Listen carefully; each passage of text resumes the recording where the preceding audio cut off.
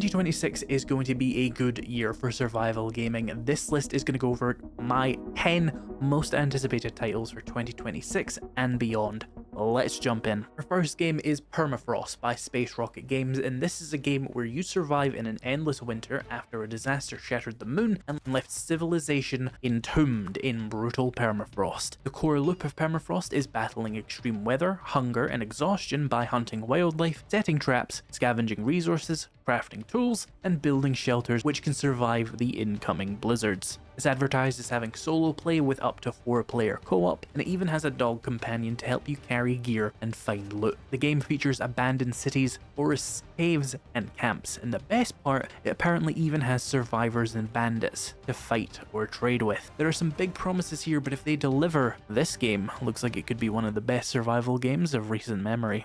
This next game is actually one that's already out on PC, but next year is getting a console port, and I think that's worth showing off in this video for the console players who might not know about it. This is Icarus by Rocketworks. Icarus is a survival game where you tame a wilderness of an alien planet, with missions to complete, a fantastic open world to explore, hundreds of items to craft, technologies to unlock, enemies to battle, and outposts to build. I've actually already put time into Icarus on PC, and it is a pretty damn good game. The weather effects and of course the fire effects are one of the biggest selling points of this game. There's of course co-op multiplayer and solo play. So if you're into sci-fi survival games and are on console, Icarus Console Edition should be on your watch list next year. And unlike the rest of the games, we can be pretty sure this one is actually going to be good because it's already out and well received on PC. And there's no history of bad console ports, right? That's not a thing, right? Right?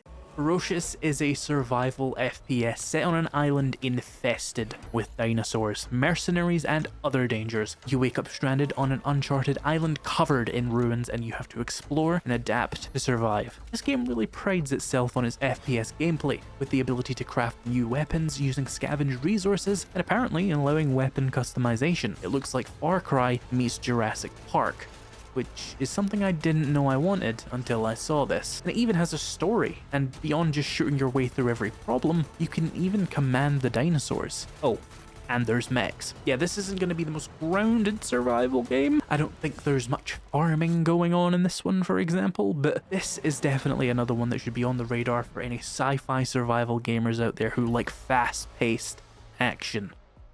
Next, we have Guardians of the Wild Sky by Blue Isle Studios. This one is for the fantasy fans. Wild Sky is a survival crafting game with magical creatures called Guardians. You can sail around in an airship and explore its world and discover biomes with hidden secrets and enemies to fight. There's solo play and co-op, and of course you can build and even make your builds fly. Your Guardians can be captured, and they all have unique traits and abilities to aid you in all different kinds of aspects of the game, from combat to crafting. There's even Guardian breeding with genetics. There's apparently hundreds of tools, weapons, and magical items to craft, along with cooking, farming, and of course, everyone's favorite, fishing. There's caves to explore, titans to fight, and cultists to battle. This one looks like it'll be a great game for fantasy survival fans and people looking to scratch that Ark Survival or Palworld creature collection itch in a new setting.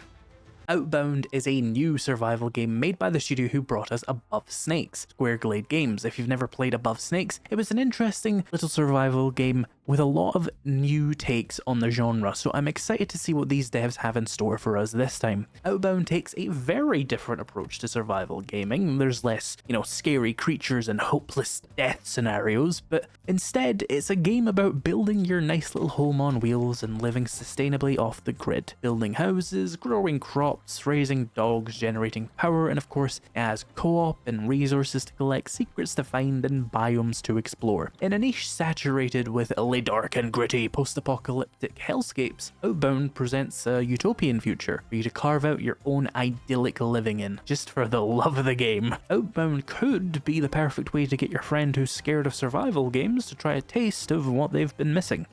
Next, we have Railborn by Washbear Studio, a new survival game about building a train. piece by piece. This strange world is covered in railroad tracks for you to build your ultimate survival, train, and explore. You can farm, craft, mine, manage your power, scavenge resources, collect water, endure hostile environments, and just generally drive around on a sick train. If you've ever wished Snowpiercer was a survival game, this is probably as close as you're going to get, and it's definitely looking like it's going to be an interesting take on the survival genre. By the way, before we move on to the next game, if you're enjoying this, a like and a subscribe would be greatly appreciated to get this video in front of more gamers out there. Enough whimsical creative concepts. I want survival. Walking around in forests, hunting stuff, crafting stuff, building log cabins. Well, Rooted has you covered. Rooted is a solo and multiplayer survival game where you explore a post-apocalyptic overgrown world. You salvage, build, and hunt, and survive the human enemies hunting you in the world. The building and crafting section on Steam says that you can even automate tasks, so that's going to be very interesting. That always adds a fun layer to survival games that really helps them have more stuff to do, which is ironic because, you know, you're automating the tasks, but automating tasks usually does end up taking a lot of time anyway. Anyway, I look forward to seeing what this game has to offer when it finally comes out.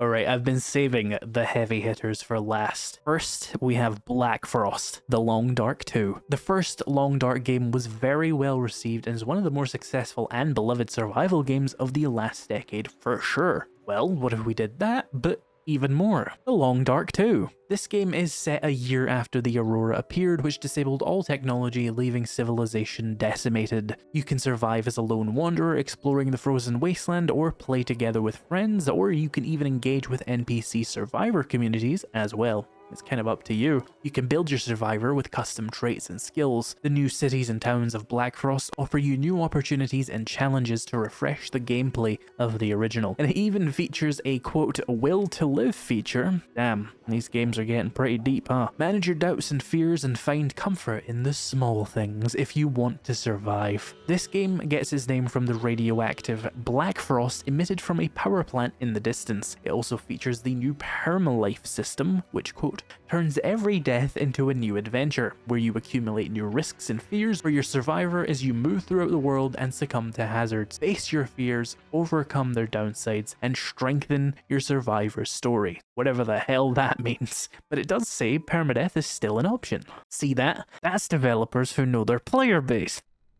Oh, I have been waiting for State of Decay 3 for a while. Not much is actually known about the third entry specifically, but if the game is anywhere near as good as State of Decay 1 or 2, we're in for a very good time. State of Decay typically features extremely replayable open worlds with highly customizable hideouts for your survivors, an array of highly customizable, highly mortal player characters that keep every engagement terrifying and every slot in your outpost extremely valuable. I'm gonna be honest, this game is getting carried by the performance of the last two games, but if you have played State of Decay 2, you're probably quite excited about this one. And if you haven't, you should give it a shot now before 3 comes out. It's a very good game. It's very fun. Would recommend. 10 out of 10. I don't know if it's 10 out of 10, it's good. It's definitely one of the more unique takes on the zombie survival game genre with its particular cocktail of simulation, survival, action, and RPG mechanics. If you've been on my channel for a while, you probably knew this one was going to be in here somewhere.